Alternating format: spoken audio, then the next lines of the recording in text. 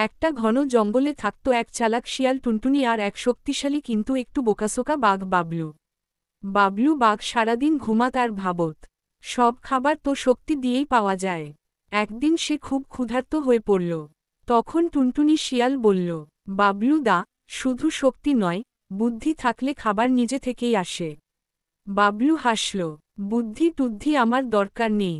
টুনটুনি বলল, তাহলে চলো, দেখি কে আগে খাবার পায়। পর্ণমোচী গাছ প্রতিযোগিতা শুরু।